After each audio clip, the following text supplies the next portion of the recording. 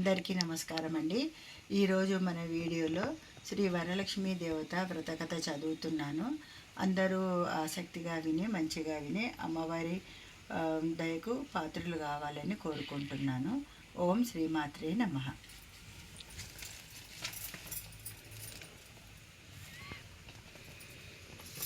ఓం శ్రీ వరలక్ష్మీ దేవతాయే నమః. ఓం శ్రీ మహాగణాధిపతయే నమః. ఓం శ్రీ గురుభ్యో నమః. ఓం ఐం సరస్వత్యై నమః. శ్రీ వరలక్ష్మి వ్రతకథ ప్రారంభము. సౌనకాది మహర్షులను ఉద్దేశించి సూతుడు ఇట్లు చెప్పుచున్నాడు. మునులారా, స్త్రీలకు సౌభాగ్యదాయకమైన వ్రతమును ఒకదానిని శివుడు పార్వతికి తెలియజెప్పెను. లోకోపకారమునకై దానిని మీకు వివరంగా వివరిస్తాను, శ్రద్ధగా వినవలసిందన్నాడు. పూర్వం శివుడు ఒకనాడు తన భస్మ సింహాసనంపై కూర్చొని ఉండగా ఇంద్రాది ఇతర దిక్పాలకులు నారద మహర్షి స్తుతి స్తోత్రములతో పరమేశ్వరుణ్ణి కీర్తిస్తున్నారు. ఆ మహత్తర ఆనంద సమయంలో పార్వతీదేవి పరమేశ్వరుణ్ణి ఉద్దేశించి, నాదా, స్త్రీలు సర్వ సౌఖ్యములు పొంది పుత్రపౌత్రాభివృద్ధిగా తరించుటకు తగిన వ్రతమునొకదానిని ఆనతీయవలసినదని అడిగినది. అందుక త్రినేత్రుడు మిక్కిలి ఆనందించిన వాడై, దేవి, నీవు కోరిన విధముగా స్త్రీలను ఉద్ధరించు వ్రతమొకటున్నది. అది వరలక్ష్మీ వ్రతము. దాని విధి విధానం వివరిస్తాను విను. శ్రావణ మాసంలో పౌర్ణమి రోజుకు ముందు వచ్చి శుక్రవారం నాడు ఈ వ్రతమును చేయవలెనని పరమేశ్వరుడు పార్వతికి చెప్పెను. పార్వతీదేవి, దేవా, ఈ వరలక్ష్మీ వ్రతమునకు ఆదిదేవతగా ఎవరిని చేసిరి? ఈ వ్రతమును చేయవలసిన విధానమును తెలియజెప్పమని పార్వతి అడిగింది. కాత్యాయని, ఈ వరలక్ష్మీ వ్రతమును వివరంగా చెబుతాను, భక్తి శ్రద్ధలతో విను. పూర్వకాలంలో మగధ దేశంలో కుండినము అనబడు పట్టణం ఒకటి ఉండేది. ఆ పట్టణము బంగారు కుడ్యములతో రమణీయముగా ఉండేది. ఆ పట్టణంలో చారుమతి అనబడు ఒక బ్రాహ్మణ స్త్రీ ఉండేది. ఆమె మిగుల సుగుణవతి, వినయ విధేయతలు, భక్తి గౌరవాలు గల యోగ్యురాలు. ప్రతిరోజు ప్రాతకాలమున నిద్రలేచి భర్త పాదాలకు నమస్కరించుకొని ప్రాతకాల గృహకృత్యాలు పూర్తి చేసుకొని అత్తమామలను సేవించుకొని మితముగా సంభాషిస్తూ జీవిస్తుండేది. వరలక్ష్మీ వ్రతానికి ఆదిదేవత అయిన వరలక్ష్మీదేవి ఒకనాటి రాత్రి సమయమున చారుమతికి కలలో సాక్షాత్కరించింది. ఓ చారుమతి, నీ యందు అనుగ్రహమును కలిగిన దానను. ఈ శ్రావణ పౌర్ణమి నాటికి ముందు వచ్చి శుక్రవారం నాడు నన్ను పూజించుము.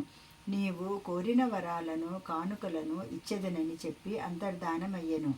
చారుమతి అత్యంత ఆనందమును పొంది, హే జనని, నీ కృపా కటాక్షములు కలిగిన వారు ధన్యులు. వారు సంపన్నులుగా విద్వాంసులుగా అయ్యెదరు. ఓ పావని, నా పూర్వజన్మ సుకృతము వలన నీ పాదదర్శనం నాకు కలిగింది అని పరిపరి విధాల వరలక్ష్మీదేవిని స్తుతించింది. చారుమతి మేల్కొని అదంతా కలగా గుర్తించి తన కలను భర్తకు అత్తమామలకు తెలియజెప్పింది. వారు మిక్కిలి ఆనందించిన వారై చారుమతిని వరలక్ష్మీ వ్రతము చేసుకోవలసిందని చెప్పారు. ఊరిలోని వనితలు చారుమతి కళను గురించి విన్నవారై పౌర్ణమి ముందు రాబోయే శ్రావణ శుక్రవారం కోసం ఎదురు చూస్తున్నారు. శ్రావణ శుక్రవారం రోజున చారుమతి గ్రామంలోని స్త్రీలు ఉదయాన్నే లేచి తలార స్నానం చేసి పట్టు వస్త్రాలు ధరించి అందరూ చారుమతి గృహానికి చేరుకున్నారు. ఆమె గృహంలో మండపం ఏర్పరిచి ఆ మండపంపై బియ్యం పోసి పంచపల్లవాలు అంటే రావి, జువ్వి, మర్రి, మామిడి, ఉత్తరేణి మొదలగు పల్లవములచే కలశం ఏర్పాటు చేసి వరలక్ష్మీదేవిని సంకల్ప విధులతో సర్వమంగళ మాంగళ్యే శివే సర్వార్థ సాధికే శరణ్యే త్ర్యంబకే దేవి నారాయణి నమోస్తుతే అని ఆహ్వానించి ప్రతిష్ఠించుకున్నారు.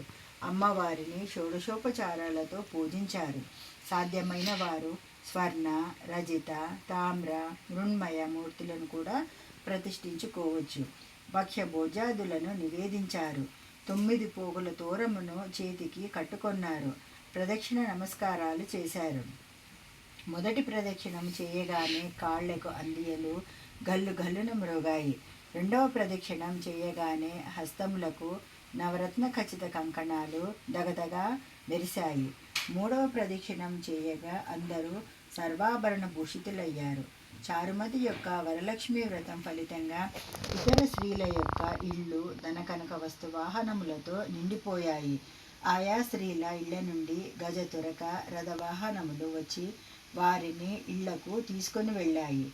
వారంతా మార్గమధ్యంలో చారుమతిని మిక్కిలి పొగడుతూ ఆమెకు వరలక్ష్మీదేవి కలలో సాక్షాత్కరించి అనుగ్రహించగా ఆమె వరలక్ష్మీ వ్రతంతో తామందరినీ మహా ధనవంతులను చేసినదని పొగిడిరి. వారంతా ప్రతి సంవత్సరం వరలక్ష్మీ వ్రతం చేసి సకల సౌభాగ్యాలతో సిరి సంపదలు కలిగి సుఖజీవనం గడిపి అనంతరం ముక్తిని పొందారు. మునులారా, మహర్షులారా, ముముక్షువులారా, శివుడు పార్వతికి ఉపదేశించిన ఈ వరలక్ష్మి వ్రతాన్ని సవిస్తారముగా మీకు వివరించానన్నాడు సూతుడు. ఈ కథ విన్న, ఈ వ్రతం చేసినప్పుడు చూసిన సకల సౌభాగ్యాలు, సిరి సంపదలు, ఆయురారోగ్యాలు సిద్ధిస్తాయి అని సెలవిచ్చాడు. శ్రీ వరలక్ష్మి వ్రత కథ సమాప్తము. సర్వే జన సుఖినో భవంతు. ఓం శాంతి శాంతి శాంతి. ఓం శ్రీ వరలక్ష్మీ దేవతాయై నమో నమః.